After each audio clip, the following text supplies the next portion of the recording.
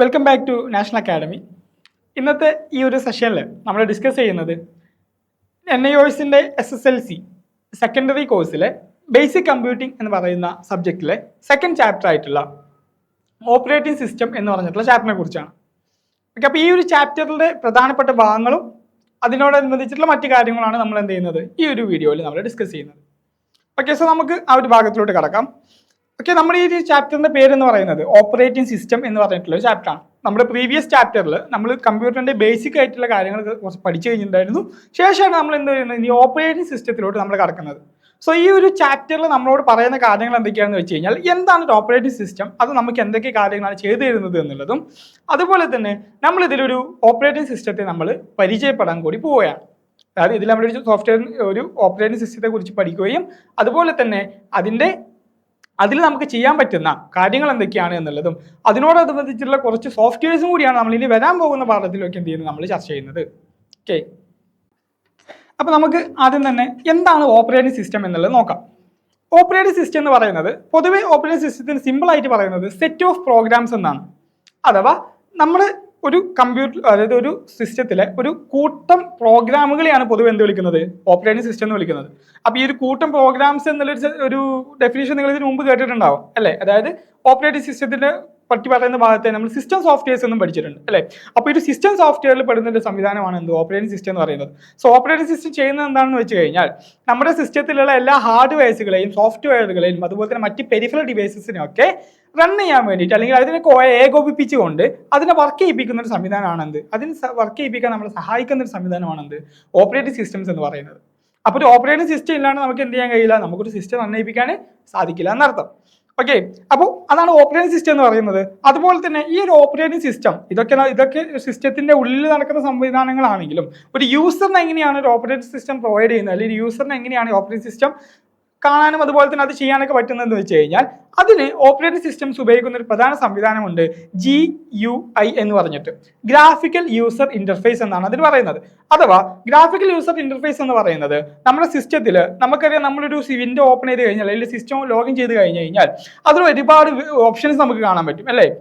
Start button കാണാം, my കമ്പ്യൂട്ടറിന്റെ options കാണാം, അതുപോലെ തന്നെ മറ്റു ആപ്ലിക്കേഷൻസ് ഒക്കെ ഇൻസ്റ്റാൾ ചെയ്തിട്ടുണ്ട് അതൊക്കെ കാണാം.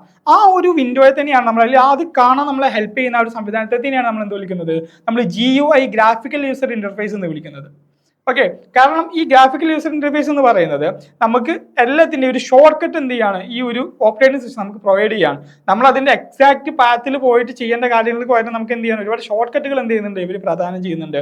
അതിലൂടെ തന്നെ നമുക്ക് സിസ്റ്റം ഒരു എൻഡ് യൂസർ ലെവലിന് അത് ഉപയോഗിക്കാൻ വളരെ സുഖപ്രദമാവും ചെയ്യുന്നുണ്ട്. ഓക്കെ, അതുപോലെ നമ്മൾ ഇനി ഈ ഒരു ചാപ്റ്ററിൽ പരിചയപ്പെടുന്ന ഒരു ഓപ്പറേറ്റിംഗ് സിസ്റ്റമാണ് Windows 7 എന്ന് പറഞ്ഞിട്ടുള്ള ഒരു ഓപ്പറേറ്റിംഗ് സിസ്റ്റം. വിൻഡോസിന്റെ വളരെ ലേറ്റസ്റ്റ് ആയിട്ടുള്ള ഒരുപാട് വേർഷൻസ് വന്നിട്ടുണ്ടെങ്കിൽ നമ്മൾ ഈ ഒരു ചാപ്റ്ററിൽ നമ്മൾ പരിചയപ്പെടുന്നത് Windows 7 ആണ്. അപ്പോൾ ഈ ഒരു Windows 7 കുറിച്ച് ഒരുപാട് കാര്യങ്ങൾ നമ്മൾ ഇതിൽ പറയുന്നുണ്ട്, അഥവാ ഒരുപാട് ബേസിക് ആയിട്ടുള്ള കാര്യങ്ങൾ കേട്ടോ. അതായത് അടിസ്ഥാനമായിട്ടുള്ള, അതായത് എങ്ങനെയാണ് ഇത് ലോഗിൻ ചെയ്യുന്നത്, ഇതിന്റെ സ്റ്റാർട്ട് ബട്ടണിൽ എന്തൊക്കെ കാര്യങ്ങൾ അടങ്ങിയിട്ടുണ്ട്, ഇതിൽ നമുക്ക് ചെയ്യാൻ പറ്റുന്ന ബേസിക് ഓപ്പറേഷൻസ് എന്തൊക്കെയാണ് പോലത്തെ കാര്യങ്ങളൊക്കെ എന്ത് ചെയ്യുന്നുണ്ട് നമ്മൾ ഈ ഒരു ഭാഗത്തിൽ നമ്മൾ ചർച്ച ചെയ്യുന്നുണ്ട്. ഓക്കെ, അതുപോലെ തന്നെ ഇതിൽ നമ്മൾ കോപ്പി പേസ്റ്റ് പോലത്തെ കാര്യങ്ങളൊക്കെ അതിന്റെ സ്റ്റെപ്പ് ബൈ സ്റ്റെപ്പ് ആയിട്ടൊക്കെയാണ് എന്ത് ചെയ്യുന്നത് നമ്മൾ ഇതിൽ പഠിക്കുന്നത്. അതുപോലെ തന്നെ മറ്റൊരു ഭാഗം എന്ന് പറയുന്നത് ഒരു ഹാർഡ്വെയർ അല്ലെങ്കിൽ സോഫ്റ്റ്വെയർ ഇൻസ്റ്റാൾ ചെയ്യുന്ന ഒരു ഭാഗം. ഈ ഒരു ചാപ്റ്ററിൽ ഒരു ഇമ്പോർട്ടന്റ് ആയിട്ടുള്ള മറ്റൊരു ഭാഗമാണ് അത്. അതിൽ ഏറ്റവും ഇമ്പോർട്ടന്റ് ആയിട്ടുള്ള ഭാഗം എന്നാണെങ്കിൽ തന്നെ പറയാം. അതായത് ഒരു ഹാർഡ്വെയർ എങ്ങനെ ഇൻസ്റ്റാൾ ചെയ്യണം, ഒരു സോഫ്റ്റ്വെയർ എങ്ങനെ ഇൻസ്റ്റാൾ ചെയ്യണം എന്നുള്ള കാര്യങ്ങൾ എന്ത് ചെയ്യുന്നുണ്ട് ഈ ഒരു ചാപ്റ്ററിൽ നമ്മൾ കൃത്യമായിട്ട് പഠിക്കുന്നുണ്ട്. അതായത് ഒരു സോഫ്റ്റ്വെയർ ഇൻസ്റ്റാൾ ചെയ്യണമെന്നുണ്ടെങ്കിൽ നമുക്ക് എന്ത് ചെയ്യണം, നമ്മൾ കൺട്രോൾ പാനൽ നമ്മൾ ഓപ്പൺ ചെയ്തിട്ട് അതിലൂടെ നമ്മൾ ചെയ്യാറുണ്ട്. ഒന്നിൽ നമുക്ക് CD എക്സ്റ്റേണൽ സ്റ്റോറേജ് ഡിവൈസസ് ഉപയോഗിച്ച് നമുക്ക് ഇൻസ്റ്റാൾ ചെയ്യാം. അത് ഇൻസ്റ്റാൾ ചെയ്യുകയാണെങ്കിൽ നമുക്ക് എന്ത് ചെയ്യും, ചിലപ്പോൾ നമുക്ക് കൺട്രോൾ പാനലിന്റെ ആവശ്യം വരാറുണ്ട് അല്ലേ. അപ്പോൾ കൺട്രോൾ പാനൽസ് ഉപയോഗിച്ചിട്ട് അപ്പോൾ എന്താണ് കൺട്രോൾ പാനൽ എന്നുള്ള കാര്യം കൂടി എന്ത് ചെയ്യുന്നുണ്ട് നമ്മളിതിൽ ചെറുതായിട്ട് പഠിക്കുന്നുണ്ട്. കൺട്രോൾ പാനലിലെ എല്ലാ ഓരോ ഓപ്ഷൻസ് നമ്മൾ എന്ത് ചെയ്യുന്നുണ്ട് ഇതിൽ ഡിസ്കസ് ചെയ്യുന്നുണ്ട് താനും.